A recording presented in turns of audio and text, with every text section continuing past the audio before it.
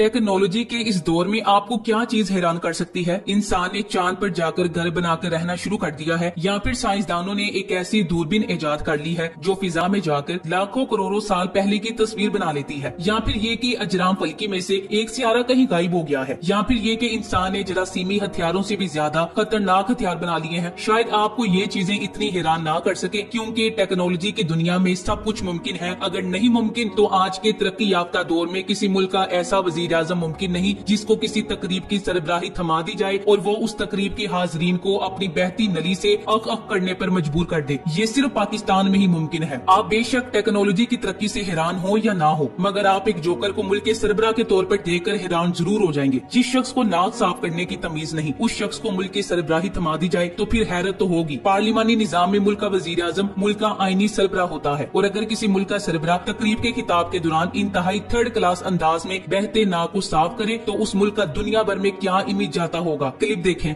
इसलिए कि मेरा ईमान है।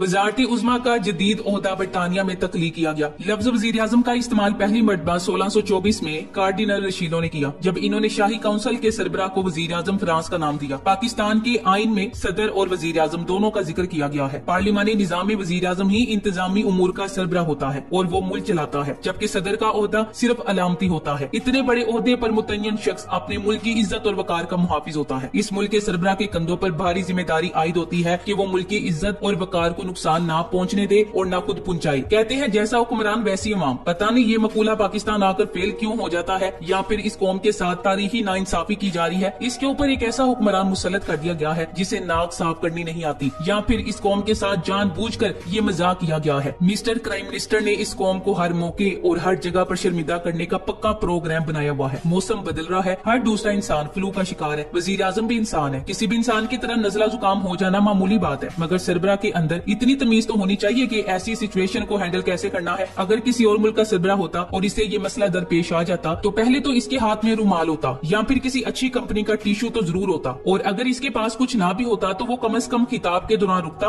और अपने किसी सेक्रेटरी वगैरह से टिश्यू मांगता। टिश्यू ऐसी कोई नायाब चीज तो है नहीं जो सिरे से दस्तयाब ना होती। प्राइम मिनिस्टर की चूहे रंग की वर्दी क्या पेशकश डालने के लिए है? वैसे हमारी प्राइम मिनिस्टर को सिर्फ और सिर्फ एक काम में महारत हासिल है, और वो काम है अपने ऊपर साबितशुदा करप्शन के केसेस का खात्मा। इसके लिए पूरे मुल्क का कानून दाव पर लगाना पड़ जाए, या कानून की ऐसी की तैसी फेर देनी हो। शरीफ खानदान और शहबाज शरीफ से कोई नहीं जीत सकता। इनकी भतीजी इस सिलसिले में इनसे भी 4 हाथ आगे है। पटवारी कहते हैं कि ये इल्जाम गलत है कि ट्रस्ट डीड तैयारी के वक्त कैलबरी फोन दस्तयाब नहीं था। बाढ़ में जाए माइक्रोसॉफ्ट। अगर मरियम नवाज ये कहे कि इसने 1993 में 4G इस्तेमाल किया था, 2000 में फेसबुक पर अपना पहला अकाउंट बनाया था, या फिर 2005 में आईफोन 30 प्रो मैक्स लिया था, तो हमारी क्या मजाल के इनकार कर जाए। बादशाह सलामत और इसकी स्पुत्री जो कहती है वही दुरुस्त है। दिन को रात और रात को दिन कहने वाला मुहावरा तो अब पुराना हो गया है। मरियम नानी अगर कहे कि वो परों पर उड़ सकती है तो हम ये भी मान लेंगे। ऑडियो लीक से कुछ साबित होता हो या ना होता हो, मगर एक बात जरूर साबित होती है, वो ये कि दोनों चचा भतीजी इन कैमरा सेशन हर वक्त साजिशों में मसरूफ रहते हैं, हर वक्त जोड़ तोड़ करते रहते हैं। कैसे इस्टेब्लिशमेंट को अपने हक में इस्तेमाल करना है, कैसे इमरान खान के बयानियों को झूठ साबित करना है। मरियम नानी के ट्वीट्स देखकर ऐसा लगता है महल्ले की कोई पुबाड़न नानी अपनी किसी मुखालिफ को ताने दे रही है। वैसे तो इसके ट्वीट से इसकी तालीम का बखूबी अंदाजा होता है। मरियम नानी की ट्वीट्स में इस्तेमाल हुई जुबान और गुफ्तगू का अंदाज बताता है कि माशाअल्लाह शऊर और अकल छूकर नहीं गुजरी। ये खुद को इमरान खान का मुकाबिल साबित करने की कोशिश करती हैं। नकल इमरान खान की करनी है, मगर इमरान खान को तो आज तक हमने कभी कोई घटिया ट्वीट करते नहीं देखा। नानी का हाल उस लड़ाका औरत जैसा है जिसके पास दलाइल खत्म हो जाए और काबिलियत में किसी का मुकाबला ना कर पाए तो तानों और बददुआओं पर उतर आती है। समाजी राब्ते की वेबसाइट ट्विटर दुनिया भर के लोग इस्तेमाल करते हैं। आपका लिखा एक पैगाम दुनिया भर में जाता है, मगर अपने सियासी मुखालफिन को नीचा दिखाने के लिए आप जिस तरह तहजीब से गिरी हुई जुबान इस्तेमाल करती हैं, इससे दुनिया को इसके कैलिपर का अंदाजा भी बहुत अच्छे से हो जाता है। दूसरी तरफ जिसके मुकाबले के लिए ये मरती चली जा रही है, इसके तो ट्वीट की ग्रामर ही क्लासिकल होती है, जिसका तो किसी से मुकाबला ही नहीं है। वैसे इमरान खान ने हमें बहुत गलत बातों का आदी कर दिया है। अब हम वो वकार और शान इन थर्ड क्लास जोकरों में तलाश करें तो ये हमारी गलती है। रूस, चाइना, तुर्की, सऊदी अरब हो या अमेरिका, जनाब इमरान खान साहब का दौरा हो तो इनकी बॉडी लैंग्वेज ही शानदार होती थी। दूसरे ममालिक के सरबराहान की बीवियां भी अपने खान साहब की फैन निकल आती हैं। कहां तक सुनोगे, कहां तक सुनाए। हजारों ही उम्मीदों के रोशन चिराग बुझ गए हैं। पाकिस्तानी कौम अब वो इज्जत और वकार एक जोकर में तो नहीं पा सकती। ये जोकर तो अपने केसेस खत्म करने आए थे। इनकी जिंदगी हर कदम एक फ्रॉड है। अब ये समझ नहीं आई कि इनके खास बंदे जनाब नकली हकीम साहब इसहाक डार साहब के आते ही ऐसी कौन सी तब्दीली आई है कि जिसके आते ही पेट्रोल, डीजल और डॉलर में कमी आने लगी है। यानी कौम के साथ एक बार फिर बहुत बड़ा फ्रॉड हो चुका है। कौम कैमरे को देखकर हाथ हिला दे। डॉलर, पेट्रोल और डीजल की कीमतों में बेपना इजाफा साजिश का हिस्सा था। यानी पहले इन सब अशिया की कीमतें आसमान तक पहुंचा दो, इनके अंदर गैर मामूली इजाफा कर दो और जब इनका चहीता इसहाक डॉलर वापिस आए तो बगैर एक कदम उठाए कीमतें कम करने लगो। अगर ये सब आलमी मंडी में महंगाई के असरात थे तो ये किसी हद में होने चाहिए थे। जानबूझकर गैर मामूली इजाफा इस बात की निशानदही करता है कि मरासला हुकूमत के ये लोग किस कदर बेहिस वाक़े हुए हैं। इन्हें अवाम के महंगाई से मरने का कोई दुख नहीं। इन्हें सिर्फ और सिर्फ अपनी साजिशों से मतलब है। इन्हें इस बात से मतलब है कि इनका इसहाक डॉलर आएगा तो अवाम को रिलीफ दिया जाएगा, जबकि ये रिलीफ पहले भी दिया जा सकता था। 90 रुपए बढ़ाकर 12 रुपए कम करने पर सारे बेशरम लुडियां डाल रहे हैं, जबकि गुज़श्ता कितने महीनों से अवाम का पैसा खा रहे हैं। इमरान खान पेट्रोल 146 पर छोड़कर गया था। उस वक्त आलमी मार्केट में तेल 120 डॉलर फी बैरल से ज्यादा था। अब 240 रुपए फी लीटर और आलमी मार्केट में 86 डॉलर फी बैरल है। इस अदादोशुमार की रोशनी में अवाम का फायदा कहाँ है। हद से ज्यादा कीमतें बढ़ाकर थोड़ी सी कम कर देने से तुम्हारी जान नहीं छूटनी। इन चचा भतीजी का नारा यही था कि ये महंगाई के खिलाफ आ रहे हैं। जब तक इनके नारों के मुताबिक पेट्रोल 70 रुपए और डॉलर 120 पर नहीं होता, बात नहीं बनेगी। साफ सी बात है, अवाम के दुख दर्द से इनका कोई लेना देना नहीं है। इनका हुकूमत में आने का मकसद सिर्फ और सिर्फ अपने लिए NRO 2 हासिल करना था। वो ये तेजी से मुकम्मल कर रहे हैं। अभी आज पनामा लीक्स में इनकी दरखास्त का फैसला आना है। इसके बाद बड़े बाबूजी ने भी आजाद हो जाना है। इन सबको रिलीफ मिलता देकर पाकिस्तान का आम आदमी सवाल कर रहा है कि 116 जेलों में 88,650 लोग कैद हैं। अब इनका क्या करना है। रिहा कर दो सबको। अदलिया और पुलिस स्टेशन को ताले लगा दो। जान छूटे पुलिस गड्डी, जज गड्डी, तुहीन अदालत, वकीलों की फीसों से। सब अपनी अपनी गन खरीद के जेब में रखो। सबका अपना कानून, सब अपनी हिफाजत के आप जिम्मेदार। अगर मजीद खुला खाओ नंगा ना हो करना तो फौज को भी फारी करो और जंगल बना लो। आम बंदा ऐसे सड़ता रहे, मरता रहे, सिसकता रहे, किसी को कोई फर्क नहीं पड़ता। ये रियासत और निजाम चंद खानदानों की लोंडी है जो तमाम काम महज इनकी सहूलतकारी के लिए करता है। मेरे ख्याल में ये ऐलान करवा देना चाहिए कि 50 करोड़ से कम चोरी पर नैब नहीं पकड़ सकता। 51 करोड़ का हाथ मारोगे तो फिर पकड़े जाओगे। लिहाजा जितना लूटना है लूटो, मगर 50 करोड़ से 500 कम लूटना, वरना नैब पकड़ लेगी और अगर पकड़ लेगी तो बारे सबूत नैब के कंधे पर होगा। इसलिए डरना बिल्कुल नहीं, क्योंकि नैब सबूत कहाँ से लाएगी। और अगर ज्यादा डर है तो लूटा हुआ माल अपने बच्चों के नाम पर रखना, क्योंकि अब नैब का कानून बन चुका है कि नैब बिल्कुल भी सवाल नहीं करेगी कि किसी चोर और करप्ट के रिश्तेदार के पास पैसा कहाँ से आया, चाहे वो कोई भी काम ना करता हो। सो पाकिस्तान मुकम्मल तौर पर एक आजाद रियासत बन चुका है। पटवारी ठीक कहते हैं, पाकिस्तान को रियासत मदीना कहना गुनाह है, क्योंकि वो अपने करतूतों से अच्छी तरह वाकिफ है। अल्लाह पाक से दुआ है कि इस माफिया हुक्मरानों को ऐसे बर्बाद कर जैसे फिरौन को बर्बाद किया था। ये अवाम 75 सालों से जालिम और जुल्म दोनों को बर्दाश्त करके थक चुकी है। अवाम खुद में इतनी जुर्रत, हिम्मत, हौसला पैदा कर ले कि इस माफिया के खिलाफ खड़ी हो सके। अब इस चोरी चकारी और गुंडा राज से बचने का एक ही हल है कि अवाम और इमरान खान यकजान हो जाएं। इन करप्टों के खिलाफ अवाम के पास बस एक ही उम्मीद है और उस उम्मीद का नाम इमरान खान है। इमरान खान ही इन करप्टों और बेजमीरों से निमट सकता है। Thanks for watching. Allah Hafiz.